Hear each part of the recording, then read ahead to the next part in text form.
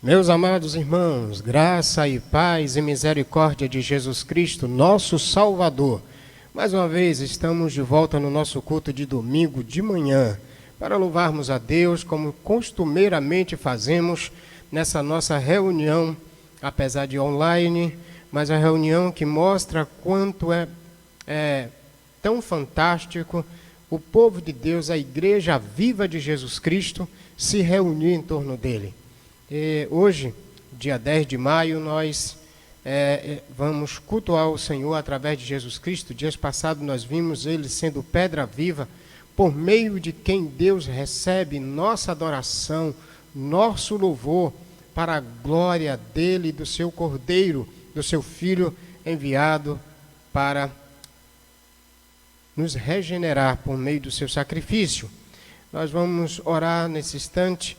Vamos invocar o nome do Senhor, pedindo a direção do Senhor para esse culto alcançar nossos corações, nossas vidas e, ao mesmo tempo, em primeira instância, alcançar o coração de Deus, louvar, exaltar a majestade do nosso eterno Pai.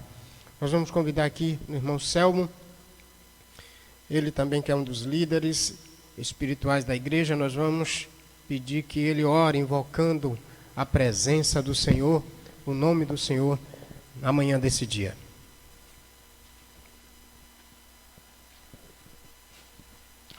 Vamos orar, glorificar e exaltar o nome do Senhor.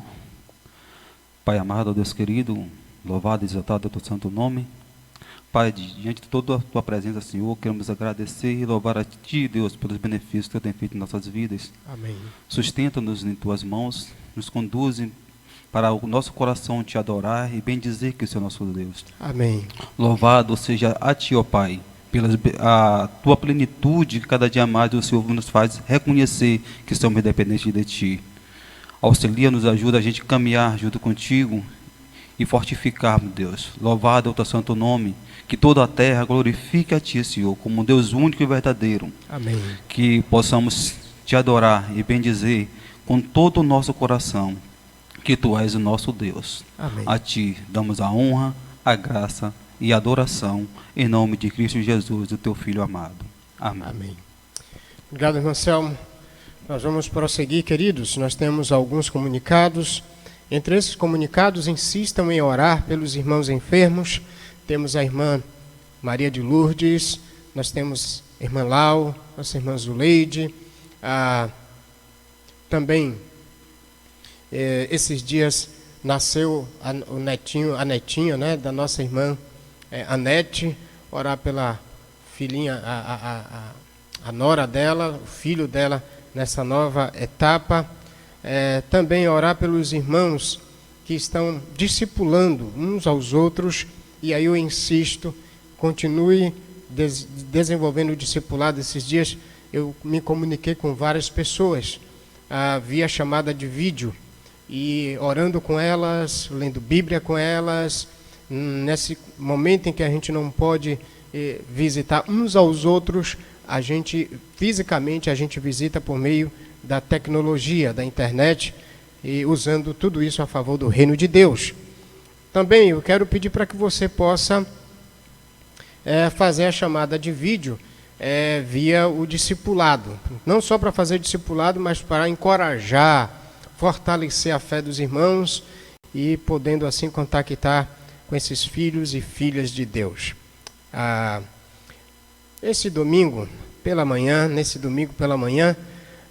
nesse dia, muitos celebram comercialmente Dia das Mães. Nós encorajamos aos filhos e também aos nossos irmãos, pais, mães. Nós celebramos de uma forma diferenciada. Entendemos que celebrar Dia de Mãe e Pai é uma data de calendário comercial. Nós encorajamos os filhos e as filhas a honrarem seus pais. À luz da carta aos Efésios, é um texto bem claro sobre o assunto. Se você é aquele filho que apenas espera chegar o segundo domingo de maio para dar presente à sua mãe, mas durante todo o resto do tempo é um filho desagradável, é um filho que não cuida dos pais, trata bem os pais, você está fazendo uma coisa apenas pelo calendário. Nossa orientação na igreja é que a gente não celebre uma data, mas a gente honre nossos pais.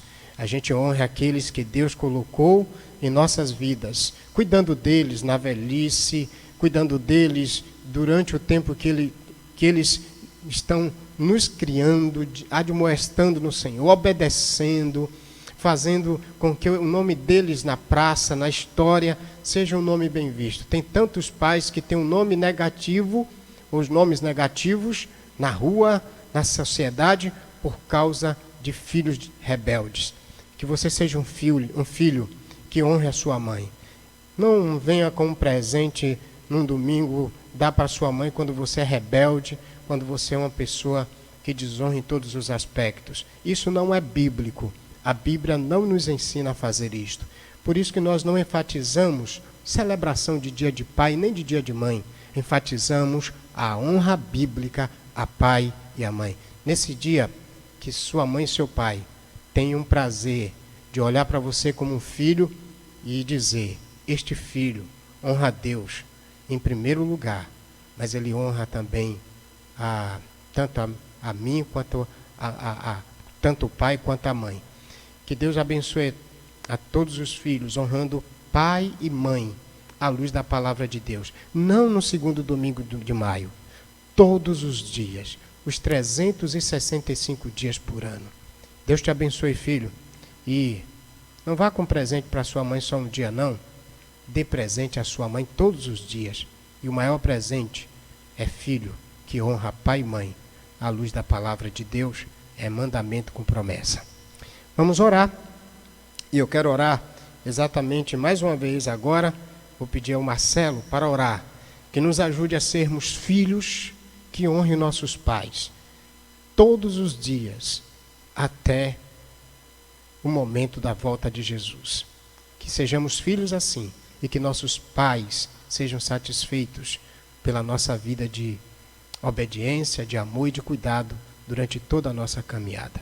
Marcelo vai orar pedindo a Deus sobre os filhos, que honre os pais e que dirija-se sempre dentro dos padrões do Senhor. Oremos. Deus amado e Pai de graça eterna, te louvamos, Senhor, pela tua santidade, te louvamos, Pai, pelos planos que o Senhor fez para nós, e te louvamos, Senhor, porque foi o Senhor que escolheu os pais que nós temos, Senhor. Obrigado, Deus. Em nome de Jesus, que cada um de nós, filhos, possam honrar os seus pais da forma como o Senhor nos ordena. Amém. Que cada filho possa olhar para os seus pais e ver aquilo que ele se tornará no futuro.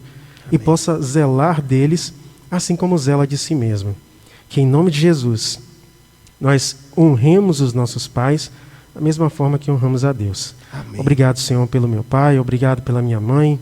Tem misericórdia, Senhor, daqueles que neste momento não têm mais os seus pais, que o Senhor possa confortar os seus corações. Amém. E fazê-los seguir com a vida, mas uma vida honrada, uma vida digna, uma vida alicerçada na Tua palavra, Senhor. Obrigado, Senhor, por mais esse momento. E assim nós oramos no nome de Jesus. Amém. Amém. Obrigado, irmão Marcelo. Nós vamos ler a palavra de Deus agora. Você é assentado e, como sempre eu gosto de lembrar, precisa reunir em torno aí da sua sala, do seu sofá, com todos. Se sua família toda é cristã, pai, mãe, filho, se não é, e ele aceita sentar, esses dias eu fiquei maravilhado de irmãos dando testemunho, falando: pastor, esses dias, não só eu, mas toda a minha casa, inclusive aqueles que ainda não são, sentamos juntos e cultuamos ao Senhor. Testemunho maravilhoso de irmãos, quando a gente começou a se comunicar, dando isso, irmãos que no plantão aqui da igreja, quando vinham trazer as doações, também falaram isso, como Deus está movendo famílias inteiras. E aí eu colho um segundo aspecto disso, e aproveito o ensejo. Outra coisa, tentem não deixar de cultuar nos dias de culto. Isso pode proporcionar para você o mesmo hábito de você não vir à igreja. Tente colocar a rotina de cultuar terças sempre às 19h30. Não deixar para cultuar uma outra hora. Agora que a gente está de quarentena, tem muita gente que faz muitas coisas assim em casa, mas se programe para terça às 19h30, quinta às 19h30, domingo às 9 da manhã e domingo às 18h30. Sempre nesses horários. Você que é líder, você que é o líder espiritual do seu lar, lidere isso, faça isso. Deus orienta você que, como líder espiritual do seu lar, faça essa admoestação e organização do seu lar para que seus filhos cheguem a cultuar juntamente com você. Deus lhe colocou como líder para isso. Uma das funções suas é esta, papai, servos de Deus. O texto que vamos ler agora, encorajando-nos a adorar ao Senhor, Salmo 23, então abra sua Bíblia, mesmo a gente escrevendo o texto na tela aí que você vai ter, mas Salmo 23, de 1 a 4, vamos fazer esta leitura do texto bíblico. Nosso irmão Genilson está aqui, eu vou pedir para que ele possa fazer essa leitura do Salmo de número 23, de 1 a 4.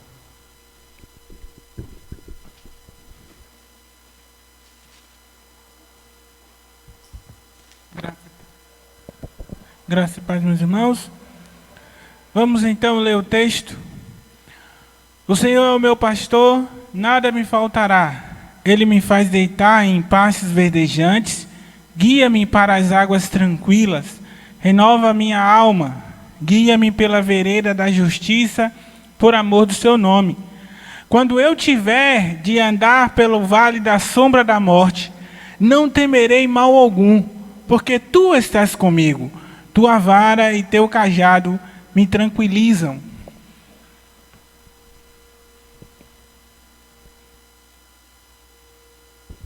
Obrigado, irmão Genilson, que de fato a gente tenha essa intimidade, esta confiança no Senhor, no Deus que nos formou e que é o nosso dono. Pertencemos a Ele, propriedade exclusiva dEle. Devemos então adorar como Davi o adorou, com toda a sua vida, e a gente consegue ver essa adoração de Davi nas Escrituras. Vamos cantar então em adoração. Marcelo, Selmo vão nos conduzir nesse cântico em adoração. Eu me rendo a ti. Cante agora conosco, celebre ao seu Deus, celebre ao nosso Deus, digno de todo louvor, honra e glória.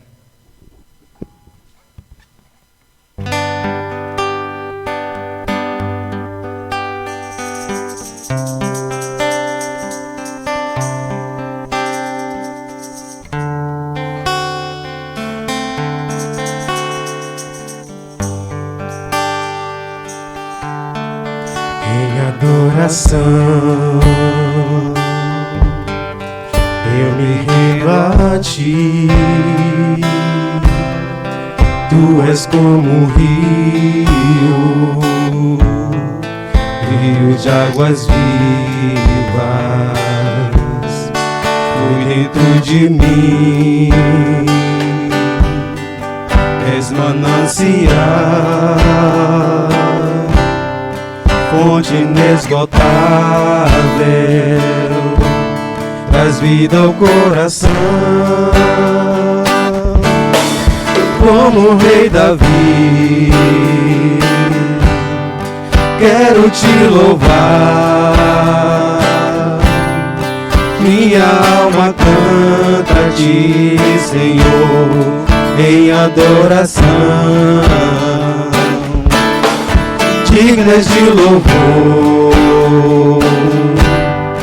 majestade santa. Meu prazer é te dizer, te amo, ó Senhor, em adoração. Eu me rendo a ti. Tu és como o rio, rio de águas vivas, flui dentro de mim. És manancial, fonte inesgotável, traz vida ao coração. o rei Davi. Quero te louvar, minha alma canta a ti, Senhor, em adoração. Digna de louvor, majestade santa. Meu prazer é te dizer, te amo, ó Senhor.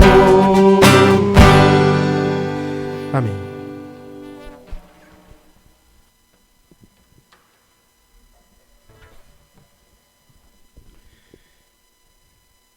Nosso prazer é dizer a Deus que nós o amamos e o celebramos.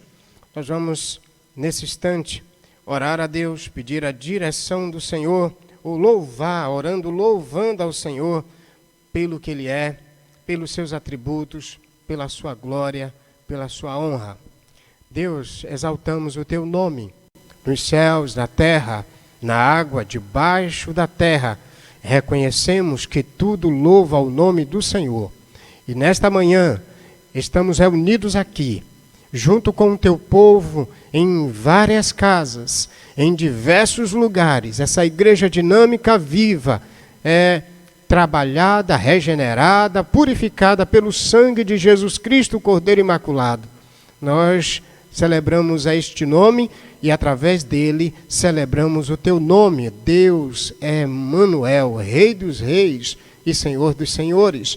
Na manhã desse dia, Deus, nós rogamos que nossos corações sejam plenamente preenchidos deste louvor que sai, ó Deus, diante do sacrifício de Cristo para o Teu trono. Mediante o que Cristo fez e através de Cristo nós exaltamos Tua infinitude, Teus atributos comunicáveis e incomunicáveis.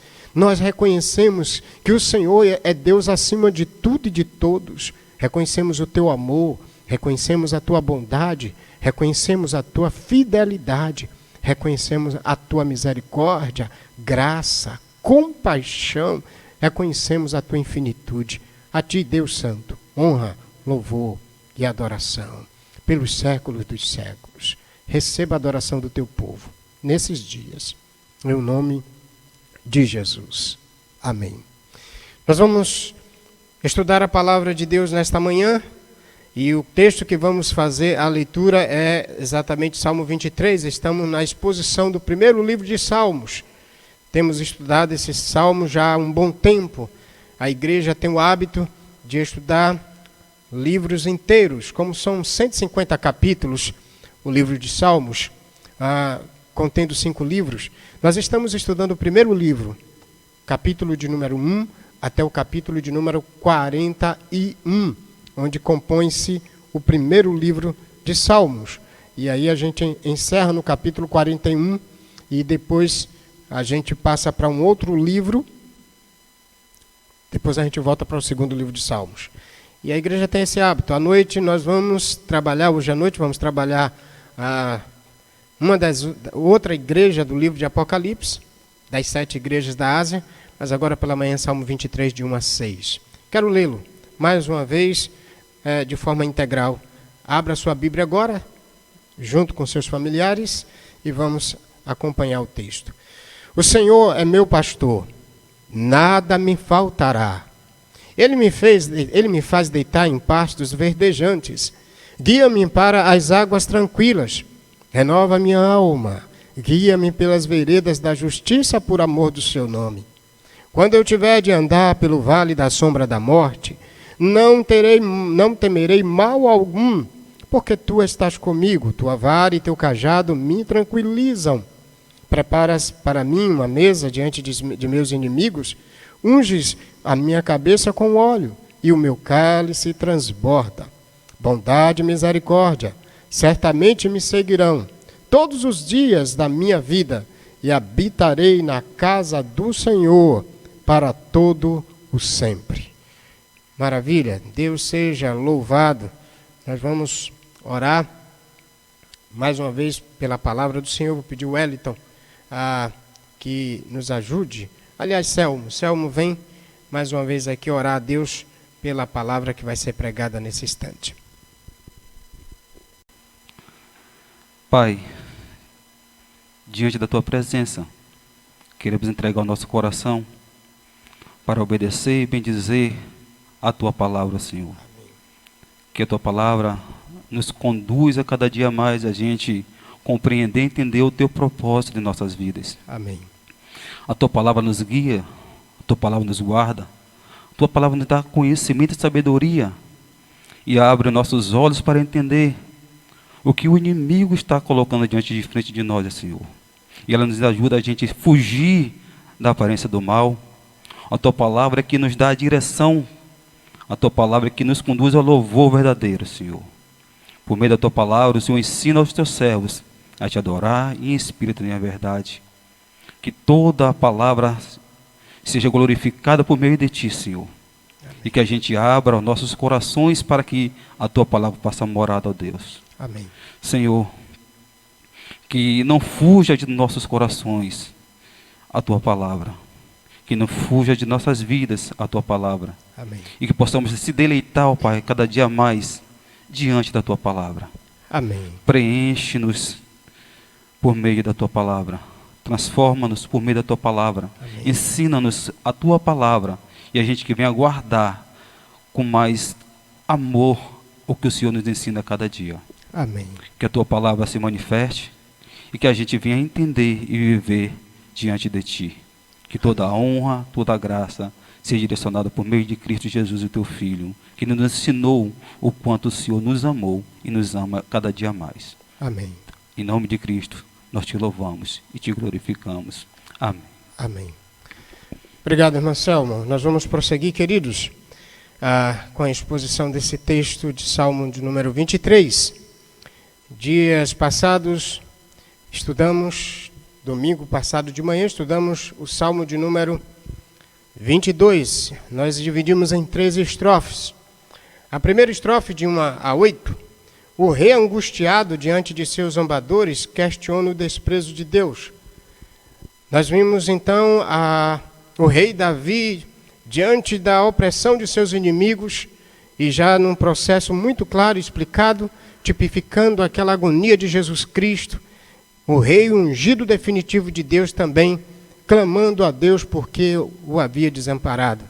Entendemos então que Deus, no contexto de Davi, estava sinalizando o que aconteceria na vida de Jesus Cristo, desamparado por causa de nossos pecados, atraído sobre si quando crucificado foi.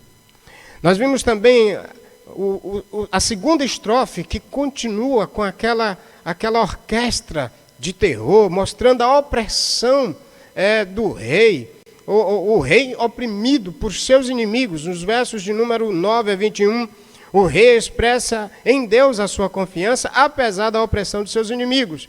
E vimos que do verso 9 até o verso 1 há um cerco de todos os seus adversários, de todos os lados. E aí a gente entende o porquê que, de fato, Davi inicialmente começa dizendo: Deus meu, por que me desamparaste?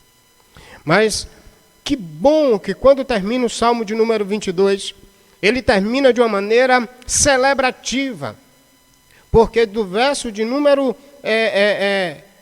22 até o versículo de número 31 do capítulo 22 de Salmos, o clamor, a angústia e o sacrifício do rei levam nações à adoração ao Senhor. E aí a gente vê o rei finalizando, adorando a Deus diante da vitória que Deus tinha dado a ele sobre todos os seus inimigos. E ele oferece um sacrifício por Deus ter a ele assim concedido a vitória. E esse sacrifício é visto por todas as nações, por todos os povos. Isso, nesse cenário do Salmo de Davi, ele não só acontece esse momento de Deus sendo reconhecido por todas as nações, apenas no cenário de Davi, mas também no cenário de Israel, quando no cativeiro babilônico, eles retornam depois de 70 anos, e o Salmo 126 diz que grandes coisas fez o Senhor a eles, e por isso eles estavam alegres, mas as nações vizinhas ao redor de Israel também puderam perceber o quanto Deus fez sobre o seu povo, tirando do cativeiro depois de 70 anos e trazendo para Jerusalém, para a casa do Senhor, para o santuário reedificado no cenário de Esdras, Neemias e Zorobabel. Maravilha! Então, percebemos que tanto o Salmo 21 quanto o Salmo 22 é um cenário que mostra o rei sendo protegido por Deus e adorando ao Senhor diante da vitória e do triunfo sobre os seus inimigos. E aí é nesse cenário, então, que nós partimos para o Salmo 23. Depois de um contexto de o rei louvando ao Senhor por causa da vitória que foi lhe dada sobre todos os seus adversários, e aí a gente viu que, de fato, essa vitória foi concedida a Jesus na cruz, o rei ungido de Deus, à luz do Novo Testamento, o filho de Davi, à luz de Mateus capítulo 1, versículo de número 1, livro da genealogia de Jesus Cristo, filho de Davi, e agora mostrando que, de fato, essa situação do rei Davi era um cenário perfeito, preparado por Deus para a vinda perfeita, definitiva do seu ungido Jesus, o Filho de Deus, que tira, de fato, o pecado do mundo, atraindo sobre si todas as nossas dores, todas as nossas angústias, todos os nossos pecados e nos dando a paz que estava sobre os seus ombros. Que coisa maravilhosa agora a gente entender, nesse cenário, a sequência, o Salmo 23, de Davi agora expressando, esse é um Salmo de Davi, a sua confiança em Deus que o guarda, o protege, o supre, em um cenário também de provações e de necessidades. E o Salmo de número 23, ele nos conduz agora a uma demonstração da confiança íntima de um rei que teve no Senhor uma plena vitória e o concedeu estar na sua presença para sempre. Vamos entender um pouquinho desse salmo e da caminhada dele também no cenário de Davi, até porque o Salmo 23 vai dizer que ele é um salmo de Davi. Como nós sempre falamos, temos sempre uma grande ideia, um assunto, resumidamente, desses versos do Salmo 23, de 1 a 5, de 1 a 6. A grande ideia desse salmo, o Senhor supre, protege e honra para sempre o rei que nele confia. Anota no seu coração, porque é exatamente esse o aspecto do Salmo 23. O Senhor supre, protege e honra para sempre o rei que nele confia. Estudando todo o livro dos Salmos, a gente pode perceber que ele tem esse mesmo aspecto, ele tem esse mesmo cenário. A grande ideia de todo o livro do Salmo, Salmo 1 até o Salmo de número 41, o justo tem a proteção contra o inimigo e adora o seu Deus como resposta à salvação. Esse é o cenário maior, onde está inserido esse Salmo 23. Do Salmo de número 1 até o Salmo de número 42, um resumo dele é o justo tem a proteção contra o inimigo e adora a Deus como resposta à sua salvação. E esse Salmo agora 23, a gente consegue ver ele dentro desse cenário maior, quando o Senhor supre, protege e honra para sempre o rei que nele confia. Olha como esse Salmo ele começa. Ele começa mostrando a intimidade de Davi ao Senhor, num cenário de uma poesia hebraica extraordinária. A poesia hebraica, ela vai trabalhar com menos palavra, mas com mais figuras, trazendo para a gente significado, sentido ao que o autor está revelando. E nós vamos verificar aqui, na verdade, 3 figuras que vão ilustrar um princípio eterno de Deus através do rei Davi, demonstrando nele a sua confiança por meio da intimidade.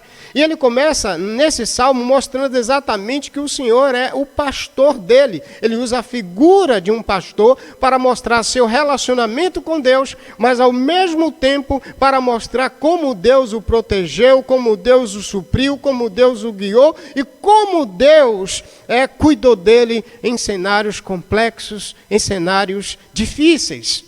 Veja que ele termina também demonstrando essa confiança e essa intimidade com Deus. Ele começa com a figura de um pastor, mostrando a ideia de Deus protegendo um rebanho, protegendo as ovelhas, cuidando das ovelhas, mas ele termina também com essa mesma ideia. No verso 6, ele diz: bondade e misericórdia certamente me seguirão todos os dias da minha vida. E olha a intimidade novamente mostrada agora no cenário do templo. Provavelmente a ideia aqui, habitarei na casa do Senhor para todo sempre, é uma ideia ainda do tabernáculo móvel, porque na época de Davi, o templo de Jerusalém ainda não havia sido construído, mas existia uma forma de adoração que Deus já tinha instituído através de Moisés, que era chamada de tabernáculo móvel, que o povo conduzia pelo deserto e adorava ao Senhor, onde tinha a Arca da Aliança, que simbolizava a glória e a presença de Deus no meio do seu povo.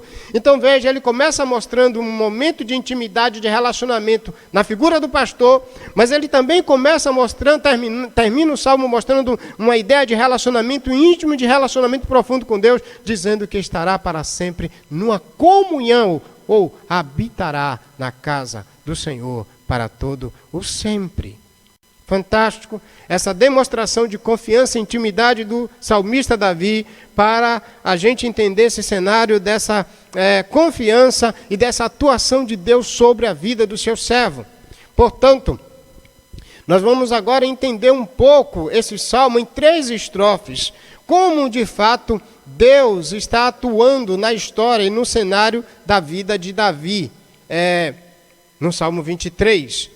E 3 estrofes eu dividi exatamente de forma mais didática para a gente compreender. Nós vamos cantar essa ideia, esse princípio: o Senhor supre, protege e honra para sempre o rei que nele confia, de 3 formas, 3 estrofes. Primeira estrofe, vamos cantá-la do verso de número 1 até o verso de número 3. A segunda estrofe, nós vamos cantar o verso 4. A terceira estrofe, nós vamos cantar versos 5 e 6.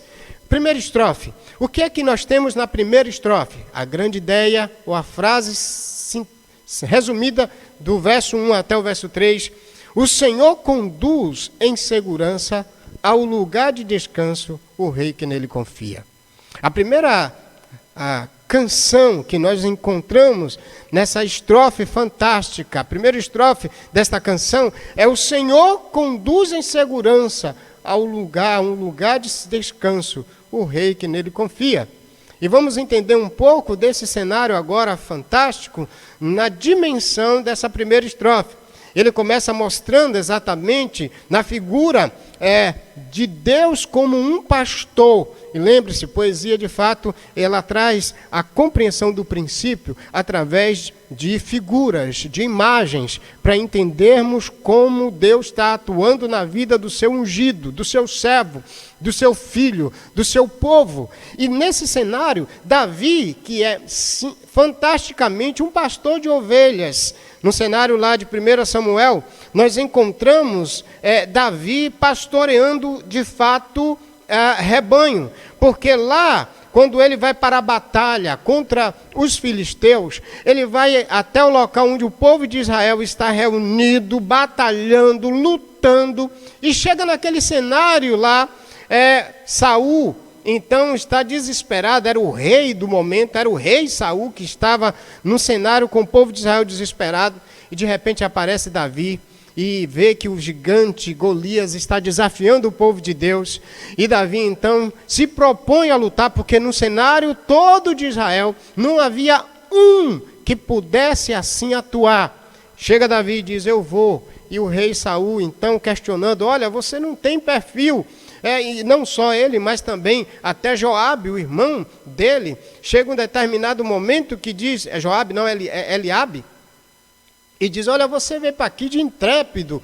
E aí Davi disse, não, eu só vim aqui trazer um negócio do meu pai e tal, que para vocês. E de repente ele se apresenta como aquele que vai lutar.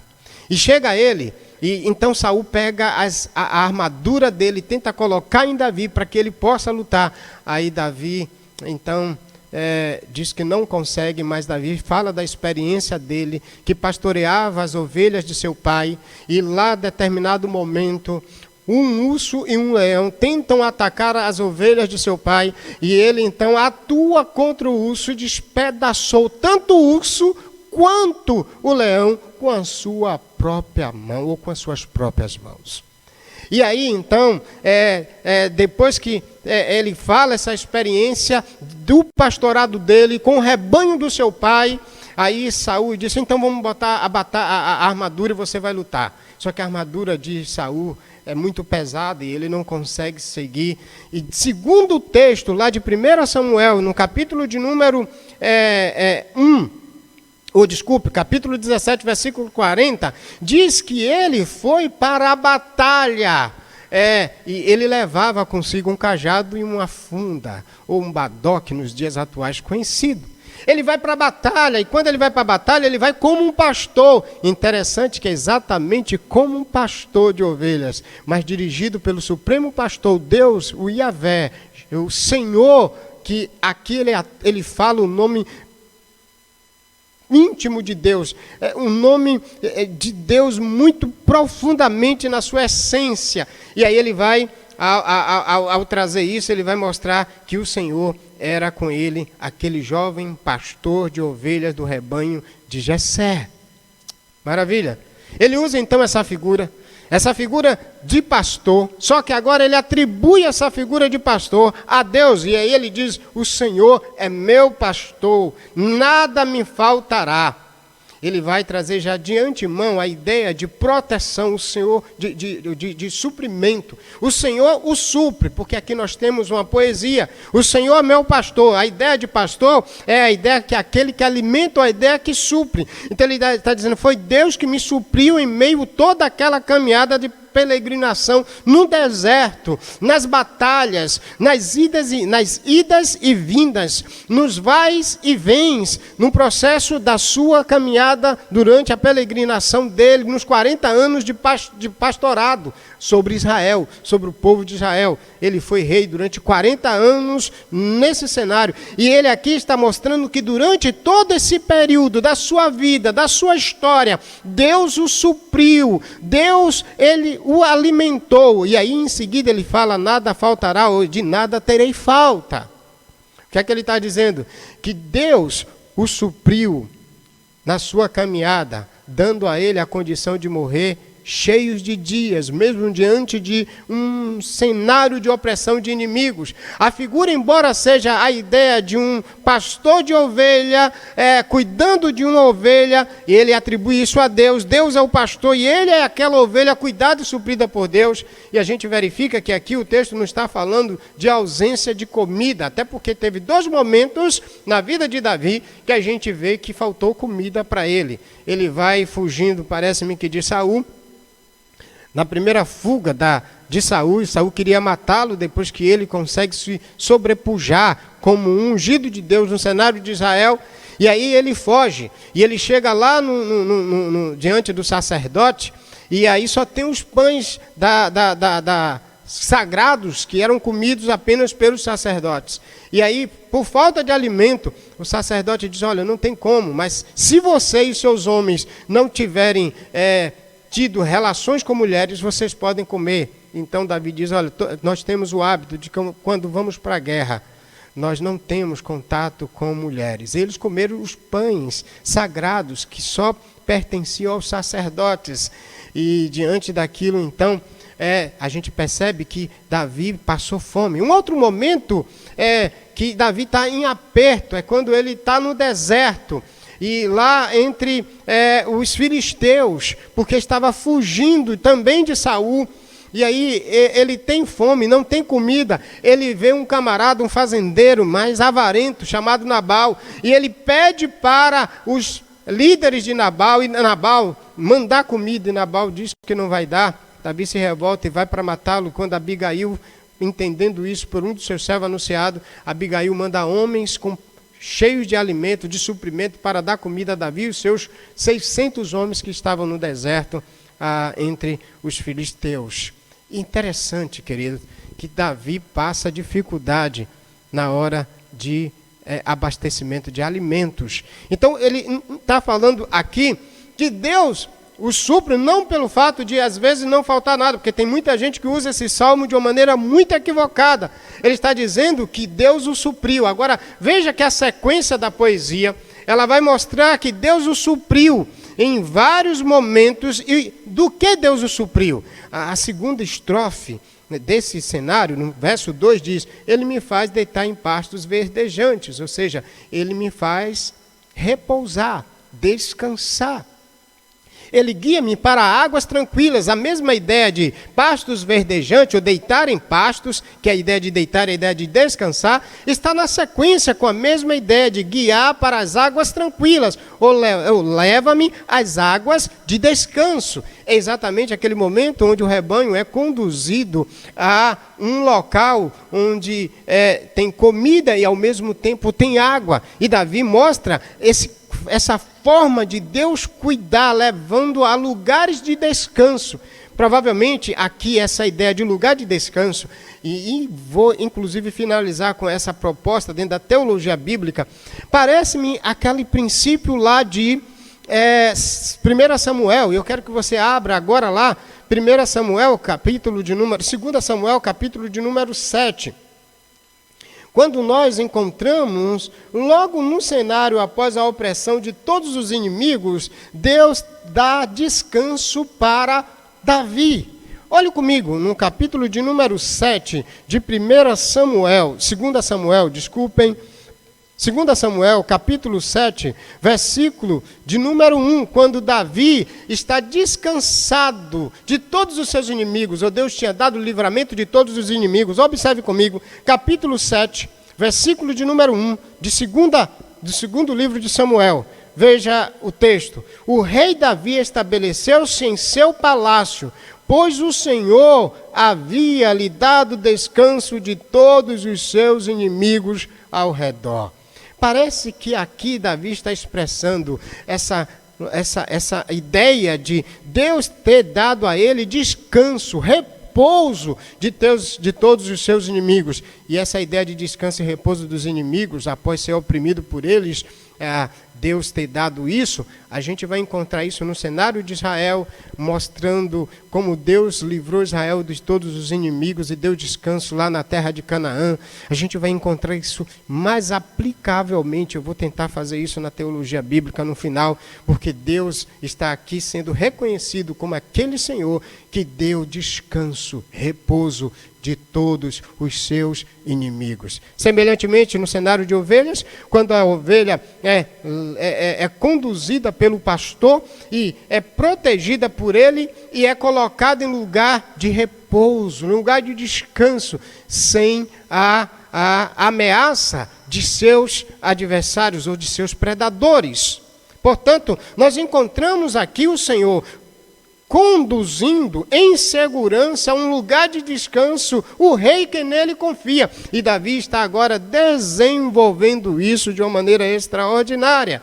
E ele continua mostrando essa ideia de condução e ao mesmo tempo de suprimento e de cuidado de Deus no verso 3. Olha, renova a minha alma, guia-me pelas veredas da justiça, por amor do seu nome. A ideia é que Deus protegeu a vida dele, trouxe ele a vida de volta, quando ele fala renova minha alma, e depois ele fala guia-me pelas veredas da justiça, ou seja, liderar por um lugar de retidão, ou liderar por um lugar de justiça. Deus protegeu a vida de Davi de forma íntegra e justa diante de todo o processo. Por que Deus fez isso? Por causa do nome de Deus. Interessante que essa sessão termina dessa mesma forma. Ele falando o nome de Deus, o Senhor é o meu pastor, o Jeová, né? O nome eterno de Deus, mas ele mostra também, no final dessa sessão, essa ideia fantástica de Deus protegendo por causa do nome dele, ou seja, por causa daquilo que o Senhor prometeu. Na nova versão, na linguagem de hoje, diz assim, ó, o Senhor renova as minhas forças e guia-me por caminhos certos, como ele mesmo prometeu. Ou seja, por causa do nome, por causa do zelo da promessa de Deus, Deus está protegendo o seu rei ungido, porque isso ele disse para Davi, e esse é o cenário da promessa de Deus, anteriormente também dita e feita a Abraão, que protegeria até que tudo se cumprisse. E Deus tinha estendido isso no cenário do rei Davi. Portanto, o que a gente encontra nesses versos é o Senhor conduzindo em segurança a um lugar de repouso, a um lugar de descanso, o rei que nele confia. E isso é fantástico, porque a gente vai entender de fato Deus conduzindo o seu povo, a sua igreja, através de Jesus Cristo, a um lugar de repouso eterno.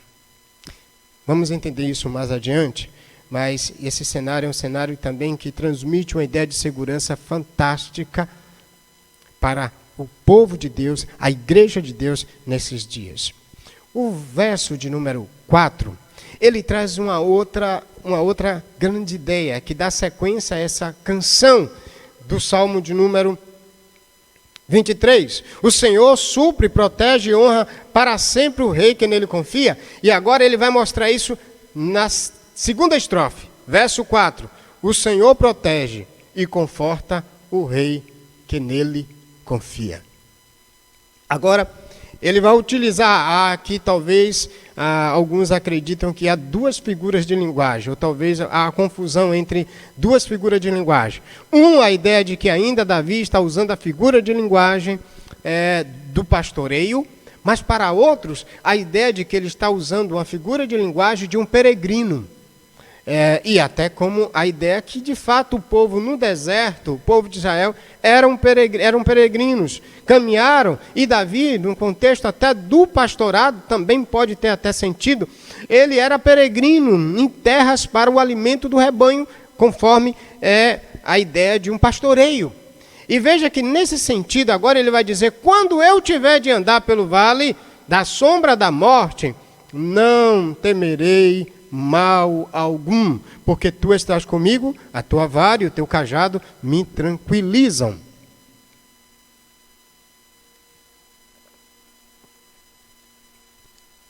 Aqui ele traz a ideia que o Senhor protege e conforta.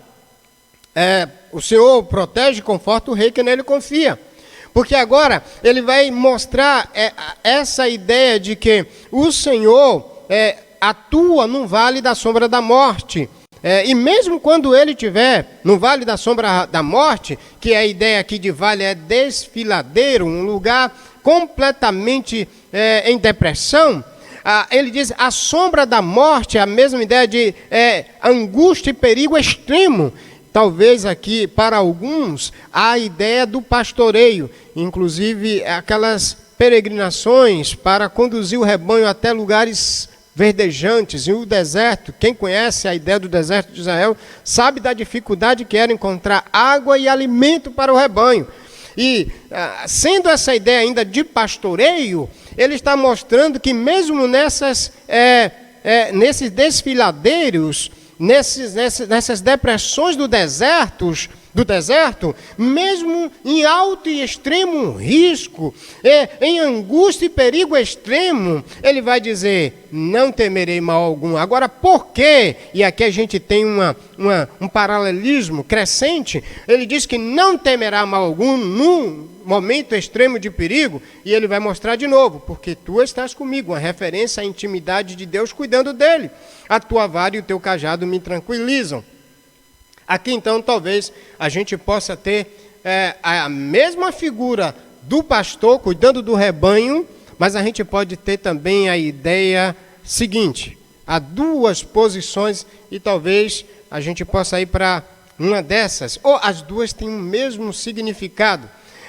A ideia tua vara e teu cajado confortam, ou dá conforto, parece a ideia aqui de exatamente também de dar tranquilidade, de dar descanso, porque Davi está falando exatamente que Deus o protegeu e deu o descanso de todos os seus inimigos, no cenário antigo da história de Israel.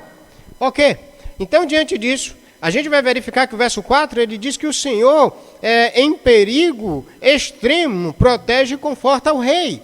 Dá conforto, dá segurança, porque a vara e o cajado tranquilizam o rei, guardam o rei, protege, conforta. Tem versão que diz tranquilizam, tem versão que diz me confortam. Na história de Israel, nós temos no Antigo Testamento duas questões para a ideia de vara e para a ideia também de cajado. Ok? A primeira, bordão, a pretexto de um pastor, ou seja, um instrumento, uma vara de um pastor. E essa ideia de bordão, que é a ideia de vara de um pastor, a gente tem bem claro lá quando Davi lutou foi para lutar com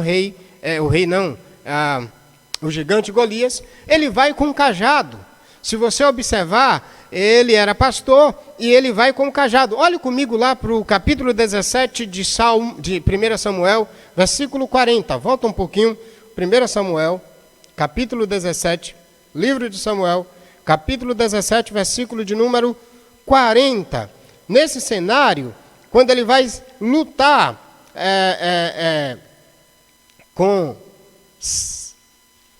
o gigante Golias, a gente verifica que ele vai com um cajado e com a funda, ou com um badoque, nos dias atuais seria esse nome que poderíamos dar esse elemento que Davi foi lutar contra o Golias. Veja o versículo de número 40 do capítulo 17 do primeiro livro de Samuel.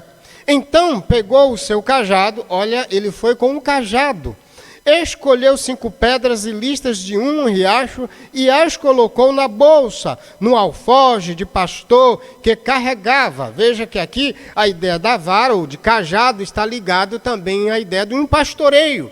E ele mostra Deus com a figura de um pastor agora, protegendo ele e guardando ele, tranquilizando e confortando, levando também a lugar de descanso perante os seus inimigos.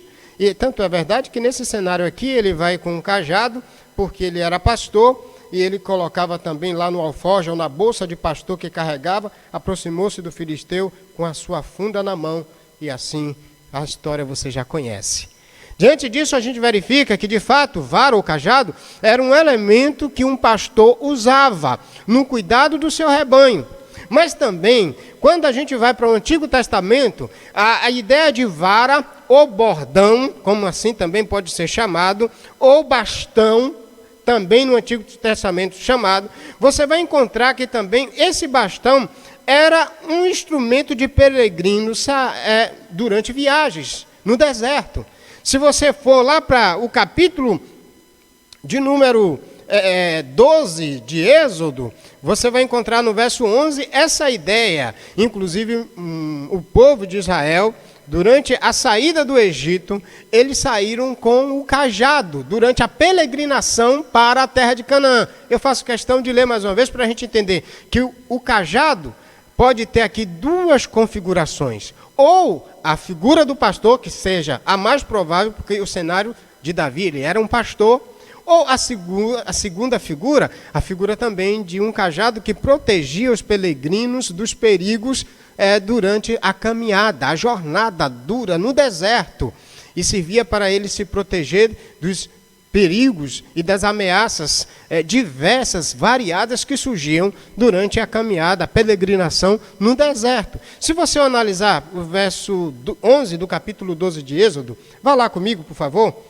Peço perdão por a gente ter que analisar esses textos, mas para que você entenda o cenário perfeito do que Davi está aqui querendo dizer. No capítulo de número 12 do livro de Êxodo, você encontra esse texto falando isso para a gente. 12:11.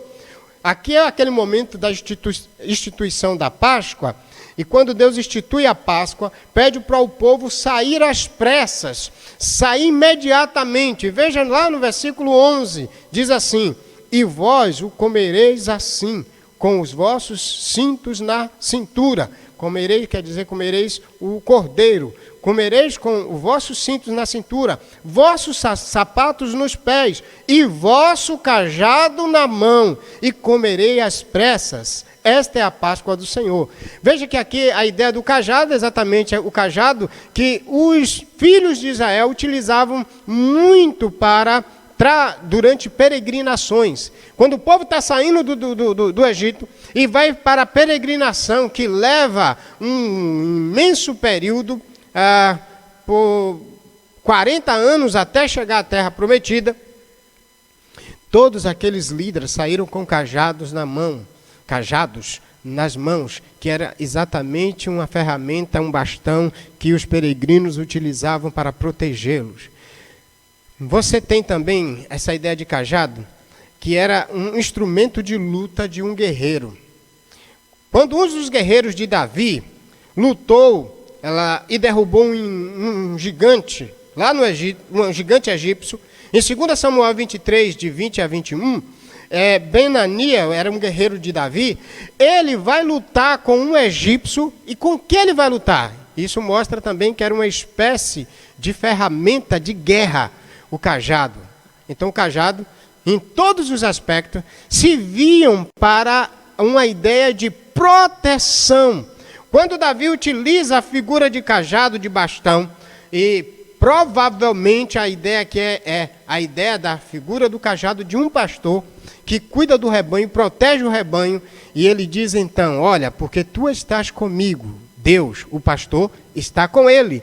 A tua vara e o teu cajado me tranquilizam, ou seja, protege e dá segurança, que era exatamente o que fazia um pastor com o seu cajado. Ele orientava, disciplinava, mas também protegia as ovelhas até chegar num local de pastos verdejantes e águas tranquilas, que geravam e davam descanso, repouso para aquelas ovelhas. O que Davi está agora dizendo no verso 4 é que ainda que ele tivesse em perigo extremo, e como esteve no deserto durante todos os 40 anos do seu pastoreio de Israel, ele pastoreou o rebanho de Deus, os homens e as mulheres de Deus no cenário de 40 anos, foi rei de Israel, foi pastor, líder, príncipe do rei, príncipe do povo de Deus, colocado por Deus, e durante esses 40 anos, Davi protegeu pelo Senhor, através do Senhor,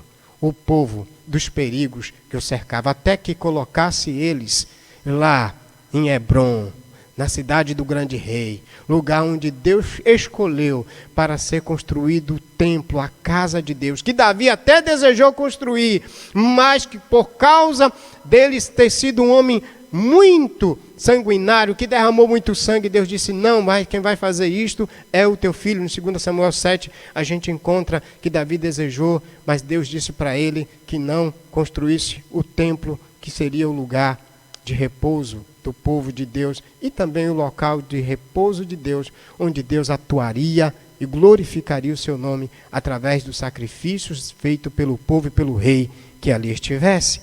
Então Davi utiliza agora a figura do bastão, vara e cajado, que dá segurança, e quem está fazendo isso é Deus. Deus tranquiliza e dá proteção ao seu rei. Por isso, o verso 4, a ideia da canção contínua, dessa poesia maravilhosa, é: o Senhor protege e conforta o rei que nele confia. Interessante, e é bem importante a gente observar que tanto na primeira estrofe, a estrofe do cântico do Salmo 23, Deus protege e leva a lugar de descanso, de repouso. Na segunda estrofe, Deus protege e leva a lugar tranquilo, ou lugar de descanso, lugar de repouso. Por isso que agora faz jus a gente entender, 2 Samuel, capítulo 7, que Deus deu a Davi descanso de todos os seus inimigos. Deu a ele uma proteção, um livramento de todos os seus inimigos. Vamos entender esse princípio aplicativo aplicando em nossas vidas daqui a pouco, mas eu quero ir para a terceira estrofe antes de trazer o princípio da aplicação para as nossas vidas. No versículo de número 5, no versículo de número 6, a próxima estrofe, a terceira estrofe, a grande ideia é o seguinte: o Senhor honra para sempre, em sua presença, o rei que nele confia. Anote, tome nota. O Senhor honra para sempre, em sua presença, o rei que nele confia. De novo, a gente vai verificar que a ideia é de Deus protegendo e honrando o seu rei. E honrando, agora onde? O local é o mesmo. Ele vai dizer que Deus o honra, tanto na presença dos inimigos, quanto na própria presença de Deus. Por isso a ideia final de habitar na casa de Deus para sempre. Vamos entender isso agora nos versos 5 e 6. Quando ele diz: preparas um banquete para mim, onde os meus inimigos me podem ver. Tu me recebes como convidado de honra e enches o meu copo até derramar. Na linguagem de hoje traz a ideia de uma outra figura de linguagem, e de fato o verso 5 traz uma outra figura, para o autor explicar o cuidado de Deus, a proteção de Deus, mas a honra de Deus sobre ele, diante dos seus inimigos, e nós vemos isso no cenário, Deus honrando Davi de fato diante de todos os inimigos, dando a ele descanso diante de todos eles, depois da luta e da batalha por todos eles. Veja que agora a figura é a figura de um banquete. A ideia agora é de um convidado de honra. E aqui, preparas uma mesa perante mim na presença dos meus inimigos. E a ideia é um banquete na presença dos inimigos. Ou seja, o rei Davi está sendo honrado agora na presença de seus adversários. Talvez a ideia e a figura é uma celebração de vitória na qual os inimigos estão presentes como prisioneiros. Provavelmente isso está aqui acontecendo. Nós temos um cenário que demonstra isso num cenário de Sansão. Sansão era um dos juízes de Israel e teve um momento em que ele foi preso pelo povo, pelos filisteus. Os filisteus, então, pegaram Sansão, amarraram ele lá no cenário do templo dos deuses dos filisteus, e ali eles fizeram uma festa e começaram a zombar de Sansão, e diante da presença dos inimigos de Sansão, esses inimigos agora comiam, bebiam e festejavam. Talvez essa seja uma ideia clara de Deus, depois de dar vitória a Davi perante seus inimigos, e agora talvez diante dos seus prisioneiros, alguns deles que foram também subjugados por Israel, Deus honrou na presença de todos eles. E a ideia é de um convidado de honra. A figura agora mostra Deus honrando o rei protegido diante de seus adversários. E isso de forma abundante, porque ele diz: unges a minha cabeça com óleo, mesma ideia de honrar, e o meu cálice transborda. A ideia de saturação, de transbordo, de derramamento até o final. Deus o honra na presença dos inimigos, mas também a gente vai verificar que Davi agora traz uma convicção e a certeza de que de fato Deus fez isso, e agora ele está fazendo isso também diante da própria presença de Deus. Bondade e misericórdia, ele diz, certamente me seguirão todos os dias da minha vida. Nós temos duas palavras aqui. A bondade é uma ideia de bem-estar. E esse bem-estar, a ideia que compreende aqui de Deus tanto aos bons quanto aos ruins.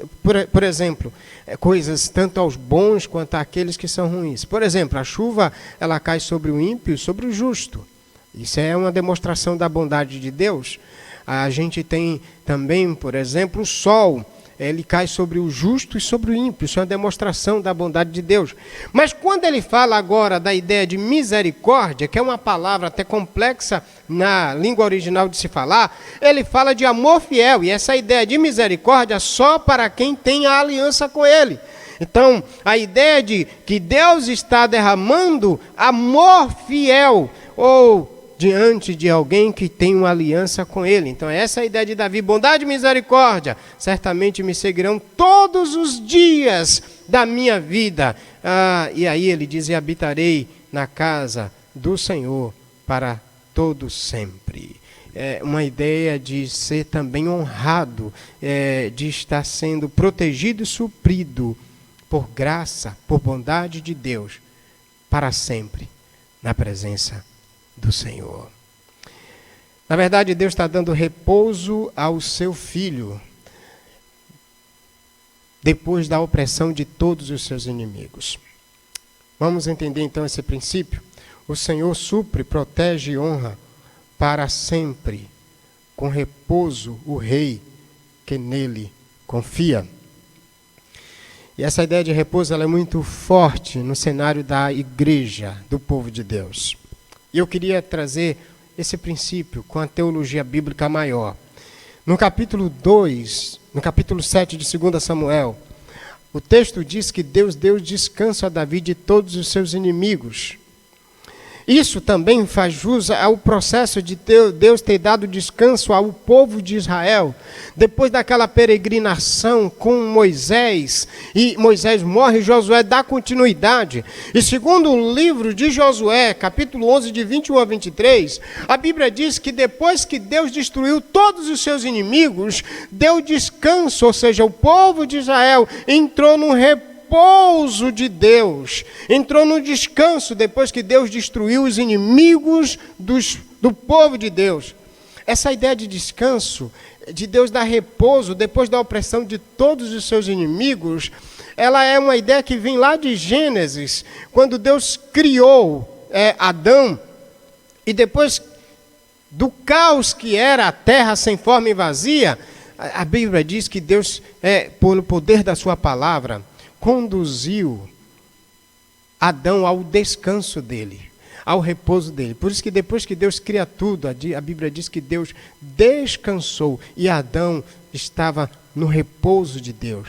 Naquele texto de Gênesis capítulo 1, capítulo 2, a Bíblia diz que Deus colocou Adão no Éden, lá no jardim, no descanso de Deus, e diz que Deus colocou no jardim todo o suprimento, toda a abundância, e Adão então era suprido no repouso de Deus. O que é interessante disso é que agora a gente vê essa ideia desse repouso de Deus depois de dar descanso ao seu povo no cenário de Israel, no cenário de Davi, no cenário de Israel com Josué, no cenário de Israel com Davi. Agora a gente vai verificar isso também acontecendo depois do cativeiro babilônico, que o povo tinha quebrado a aliança e tinha ido para a Babilônia e ficou lá por 70 anos, exatamente o período que eles não tinham guardado o repouso de Deus, o descanso de Deus, o dia sabático. E segundo as Crônicas, capítulo 36, vai dizer que por causa desse período que eles não observaram na lei do repouso de Deus, da guarda do sábado, aí a gente vai encontrar que Deus multiplicou cada dia, levando cada dia um ano, levando 70 anos de cativeiro, mas depois Deus trouxe de volta o povo da Babilônia para Jerusalém e deu descanso de todos os inimigos. E o Salmo 126 vai dizer isso, que eles voltaram alegres, satisfeitos, celebrando ao Senhor e glorificando ao Deus que o protegeu, que o guardou e trouxe de volta ao lugar de descanso. Só que agora, A pergunta é o que é que esse texto tem a ver conosco? Aonde ele pode nos levar com Deus protegendo Davi como seu supremo pastor e colocando ele em honra diante dos seus inimigos, na sua presença, no seu repouso, na sua casa para sempre, que é uma ideia que ultrapassa os limites do período do reino de Davi. Mas aí a gente vai verificar que isso vai se coadunar, essa ideia desse repouso para sempre, de habitar, de descansar, de residir na casa do Senhor para todo sempre, como termina o Salmo. Onde isso vai acontecer? Nós vamos encontrar isto, amados irmãos, lá no livro de Hebreus, quando fala do descanso último de Deus, que é o descanso que é dado por meio de Jesus Cristo, quando Jesus Cristo também, depois de vencer todos os seus inimigos, atuar sobre todos eles pela glória e atuação de Deus, lá no livro de Hebreus, capítulo 4, de 1 a 11, diz que ainda falta um repouso para os filhos de Deus, e esse repouso exatamente nos é dado, esse descanso por meio de Jesus Cristo. E por quê? Porque em Jesus Cristo, todos os inimigos do povo de Deus, a morte, o pecado, o inferno, todos eles são derrotados. Os inimigos espirituais da igreja de Deus, do povo de Deus, pelo supremo pastor que conduz a sua igreja, que conduz o povo durante toda a peregrinação, durante todo o deserto, durante toda a caminhada cristã. Agora o povo de Deus nessa peregrinação tem o Senhor por meio de Cristo, o supremo pastor, o Rei dos Reis, o Filho de Deus. Ele nos ajuda nessa peregrinação, conduzindo-nos ao pasto verdejante, ao repouso de Deus, ao lugar de refrigério, ao lugar de descanso. Igreja do Senhor, isso é muito satisfatório, isso é muito gratificante, é muito encorajador para nós nesses dias. E por que é muito encorajador, irmãos? Porque em Jesus Cristo nós encontramos de fato o perfeito descanso de Deus. Quando chegar aquele dia, na volta do Senhor, embora agora, enquanto ainda estamos pelo vale, nos lugares de despenhadeiro, na caminhada cristã, na peregrinação, porque como Pedro diz na carta lá, a gente está estudando ela esses dias, nós somos peregrinos e forasteiros, mas mesmo os peregrinos e forasteiros nesta terra, como peregrinos e forasteiros no deserto, cheios de perigos, cheios de tentações, cheios de provocações, cheios de ameaças pelo adversário de nossas almas, mesmo diante de todos esses perigos, o Senhor nos leva a passos largos para a terra de descanso, para a Nova Jerusalém, para o repouso definitivo de Deus e para o seu povo.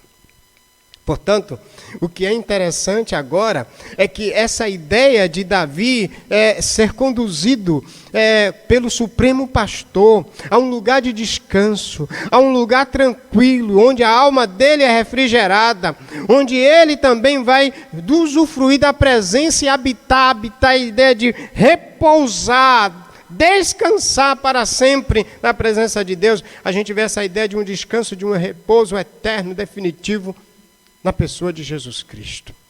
É fantástico como a gente consegue ver Jesus Cristo chamando a gente para o repouso no Evangelho de Mateus, chamando gentios, judeus e todos os que neles creem, porque só os que têm a misericórdia de Deus é que entende exatamente essa ideia do amor fiel. Só quem tem essa aliança, quem entende essa ideia do amor fiel de Deus, que é a sua misericórdia. E eu me lembro então, de uma vez, Jesus Cristo falando dessa ideia do repouso, convidando a gente para a ideia desse repouso eterno. Lá em Mateus, capítulo de número 11, olha comigo, presta atenção nesse princípio de Mateus, quando ele está convidando os humildes para que se alegrassem pela presença do Rei, mostrando esse fantástico jugo suave dele. Olha só o que ele vai dizer em relação ao descanso e ao repouso. Vinde a mim, Mateus 11, 28 até 30. Vinde a mim, todos os que estáis cansados e sobrecarregados, e eu vos aliviarei.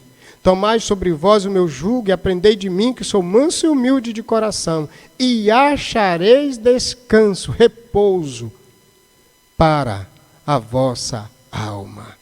porque o meu jugo é suave e o meu fardo é leve.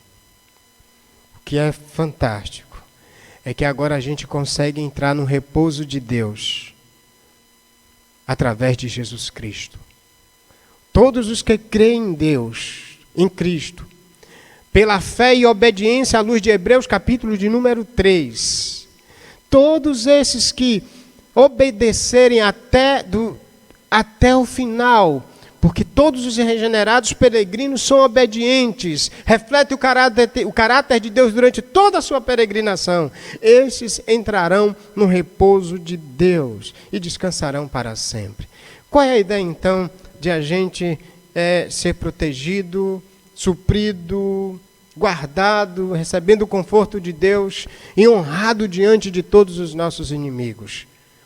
Na volta de Cristo, todo mundo vai ver o povo de Deus sendo honrado por meio do Cordeiro, entrando no repouso definitivo.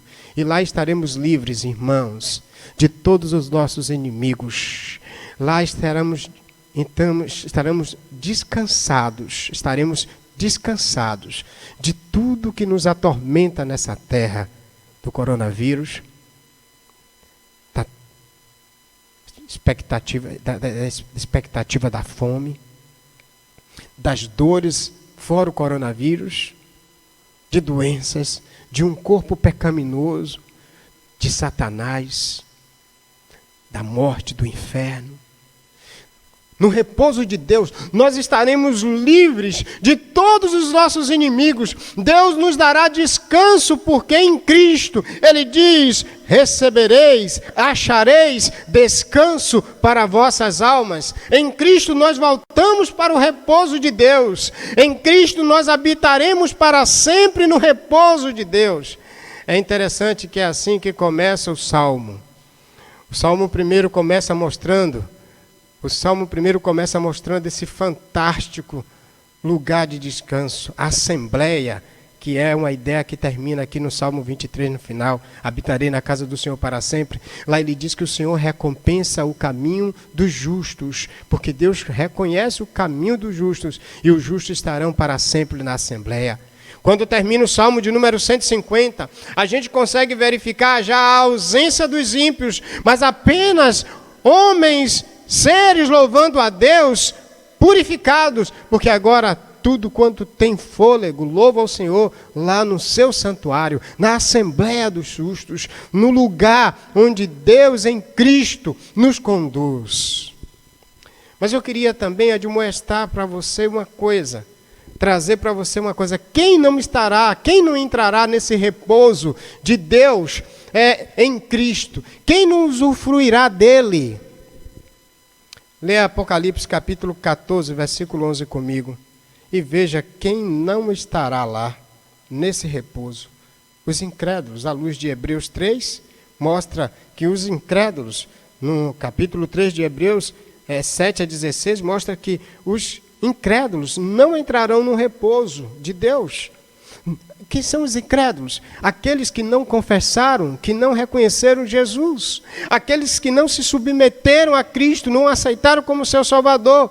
Em Apocalipse, no capítulo 14, no versículo de número 11, observe comigo que a gente vai encontrar esse princípio. Quando ele fala do Cordeiro e seus remidos no Monte Sião, e ele fala exatamente desse fundamento. Versículo 11, ele diz: a fumaça do seu tormento, aqui falando do juízo, sobe para todo sempre, e não tem repouso, nem de dia, nem de noite, os que adoraram a besta e a sua imagem, nem aquele que recebe o sinal do seu nome. Ou seja, quem não estará no repouso, ou quem não terá repouso, quem não terá descanso?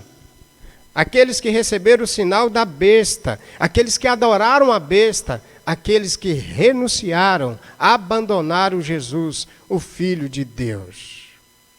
Davi reconhece na sua intimidade com Deus que Deus deu descanso, proteção e suprimento de todos os seus inimigos e o honrou diante deles para sempre na presença, na casa de Deus. Deus honrará cada um de nós, através do Rei Jesus Cristo, nos colocando na sua presença, para sempre. Para sempre. Isso deve nos encorajar de duas maneiras. Primeiro, entendermos que durante toda a nossa peregrinação, como Deus foi com Davi e com o rei ungido Jesus, Ele, como um pastor, cuida da gente. Nesses dias, irmãos, vocês, nós, não estamos descuidados.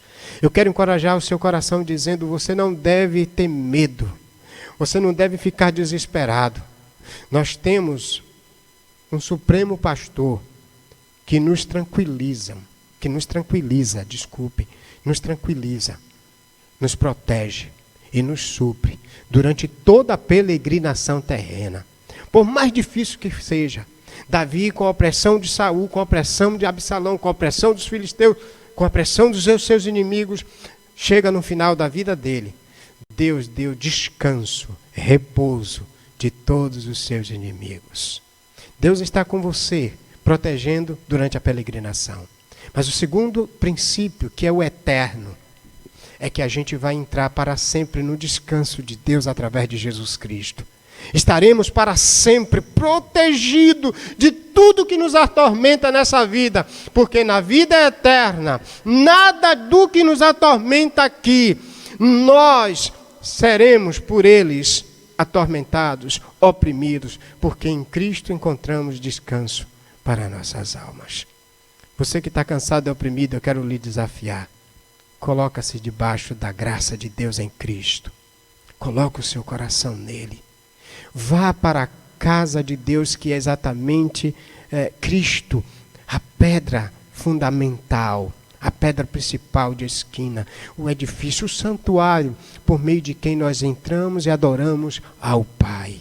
Entra na presença de Deus através de Cristo e você estará coberto com a misericórdia e a bondade de Deus para todo sempre, inclusive nesses dias de peregrinação, até a volta dele, onde estaremos no repouso eterno e agora, para sempre, habitaremos com o Senhor, numa comunhão plena e perfeita. Deus seja louvado. Que esse salmo tenha servido de encorajamento. A resposta que Davi esperava de seu povo era que eles entendessem que Deus, durante a peregrinação, protegeu o rei e protegeu o povo, porque Deus é o pastor, que pelo nome dele, pela própria promessa dele, cuida de nós, cuida do seu povo, cuidou de Israel e cuida de nós hoje, até a volta do Supremo Pastor, e reinaremos para sempre com ele. Nós amamos estar na presença de Deus. Nesses dias de quarentena, que você ame adorar a Deus através de Jesus Cristo. Que você ame estar na presença dele. Vamos cantar essa canção? Vou cantar com os meninos também. Amo estar em tua casa, ó Pai. Essa canção é de Fernanda Brum.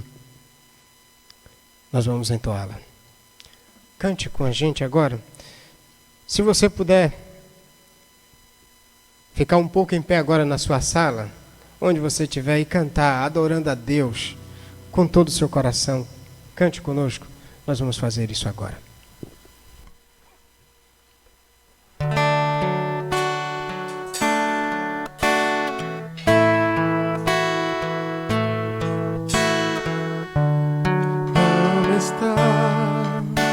Em tua casa, ó Pai, lugar onde permanece tua glória.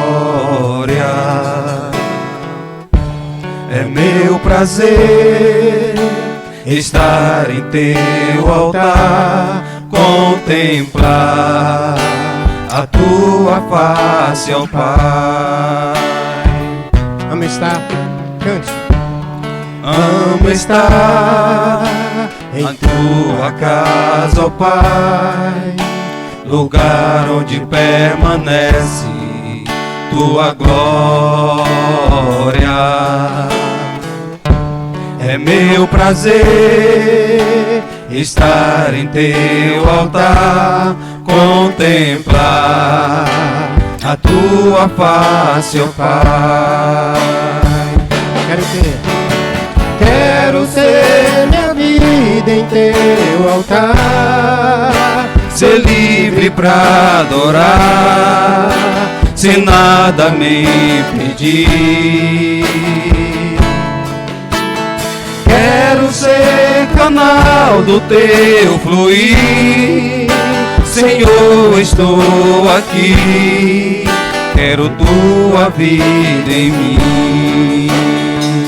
Quero ter minha vida, quero ter minha vida em teu altar, ser livre pra adorar, sem nada me impedir. Quero ser canal do teu fluir, Senhor, estou aqui, quero tua vida em mim.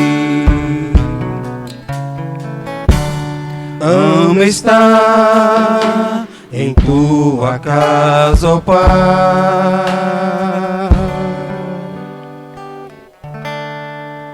Deus, nós amamos estar em tua presença. Como é bom ter confiança com essa intimidade de um pastor que pastoreia um rebanho como o nosso. Que bom sentir essa confiança, que o Senhor, como pastoreou Davi, que o Senhor pastoreia o teu povo aqui como pastoreou Israel. Obrigado por agora, diante de toda essa caminhada, essa jornada cheia de tantas opressões, o Senhor nos leva ao lugar de descanso. Em breve, Deus, estaremos livres de tudo que atormenta esse corpo mortal, porque em Cristo e através dele teremos um corpo incorruptível e estaremos no lugar de descanso. Nele já estamos em um lugar de descanso. Obrigado, Senhor.